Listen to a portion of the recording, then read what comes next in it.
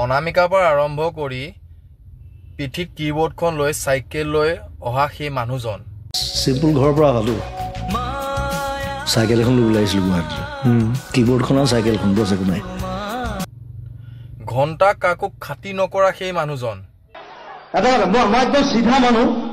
মোৰ কোনো মই কাকো খাতি নকৰোঁ যিজন মানুহে কিবা এটা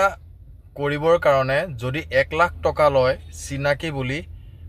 তাৰ মেনেজাৰে সেই কামটো 7 লাখ টকা লয় মোৰ মেনেজাৰে কথা পাতিছিলে 7 লাখ টকাত মোক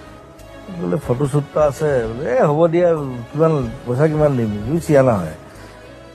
মই বোলো হ'ব 1 লাখ মান দি দিবি যা খেলটোতো বেলেগ সিদ্ধাৰ্থে মোৰ মেনেজাৰে কৈছে আপুনি কিয় কথা পাতে আপুনি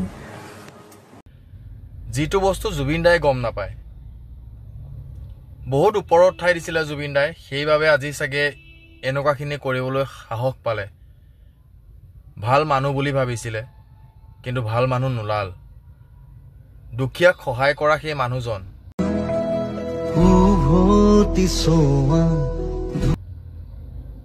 নিজৰ ঘৰখন বনাবলৈ হাতত টকা নোহোৱা হ'ল যি নেকি জুবিন দাই ইমান অনুষ্ঠান কৰে বহুত পইচা পায় কিন্তু সেই পইচা কলৈ যায় কেনি যায় কোনো গম নাপায় আজি 3 বছৰ হ'ল ভাবি আছো ঘৰটো বনাম আজিলৈকে বনাব নোৱাৰিলো পইচা পোৱা নাই এতিয়া আপোনালোকে পইচা দিলে মই ঘৰ বনাম আৰু নিজৰ ঘৰখন বনাব নোৱাৰিলে সেই ঘৰখন আধৰুৱা হৈ ৰল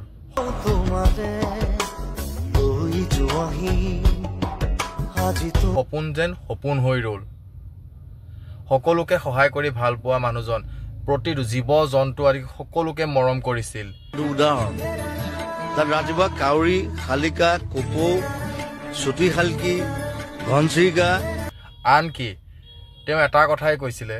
যে তেখেতৰ কোনো জাতি নাই কোনো ধৰ্ম নাই নহয় মই বাবন নহয় কি গণ মই মানুহ গণক মই অকল মানুহ মানুহ তই জানো তই কোনো জাতি নাই মোৰ কোনো ধৰ্ম নাই কোনো ভগৱান নাই সেইকাৰণে তেওঁ সকলো লগত মিলি যায় তেওঁ মাত্ৰ মানুহ আছিল নহয় মই বাবন নহয় কি গণ মই মানুহ গণক মই অকল মানুহ মানুহ তই জানো আৰু আজি সেই মানুহজনক এই পাখণ্ডকেইটাই শেষ কৰি দিলে মানে মূল্য বুজি নোপোৱা মানুহ ইহঁত যদি মূল্য বুজি পালে হয় তেনেকুৱা নহল হয় মূল্য বুজি নোপোৱা মানুহ যিজন মানুহে ৰাজনীতি বেয়া পায় ৰাজনীতি একেবাৰে ভাল নাপায় সেই আকৌ আমাক কয় কয় আমাক পলিটিক্স নকৰিবা বন্ধু আই নে তেতিয়া কৈছে আমাক একাষৰীয়া কিয় কৰিছা বাৰু মানুহজনক বৰ্তমান সময়ত ন্যায়ৰ বাবে ৰাজনীতি কৰি কৰি কৰি কৰি শেষ কৰি দিছে ইমান ৰাজনীতি কৰিছে কথাবিলাক ভাবিলে বহুত প্ৰশ্ন মনলৈ আহি যায় কিন্তু উত্তৰ দিব কোনে আমি হলো সৰু সুৰা মানুহ আমি জাস্ট কথা ক'ব পাৰোঁ আমি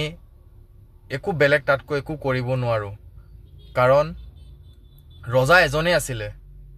ক'বলৈ কাৰণে ৰজা এজনেই আছিল আৰু সেই ৰজাজন আজি আমাৰ মাজত নাই যদি আজি সেই ৰজাজন থাকিলে হয় তেতিয়াহ'লে সকলোৱে মনে মনে থাকিবলৈ বাধ্য হ'ল হয় যিজন মানুহে টকা ঘটিব নোৱাৰিলে কিন্তু এই লাখ লাখ মানুহ ঘটি দিলে কাৰ বাবে আৰু দ্বিতীয়জন যে মানুহ এনেকে যে ওলাব মানুহ সমদল হৈ ওলাব সমুদ্ৰ বব মই কৈছোঁ মই নমৰা পৰ্যন্ত এই দিন আৰু কেতিয়াও দেখা নাপাওঁ আৰু ভৱিষ্যতে এনেকুৱা আৰু কাৰোৰ লগতেই নহয় সেইটো এটাই বিচাৰোঁ জুবিন দাই যাতে ন্যায় পায় সেইটোৱে আশা কৰি আছোঁ আৰু বাট চাই ৰৈ যাম সেইটো কাৰণে চাগে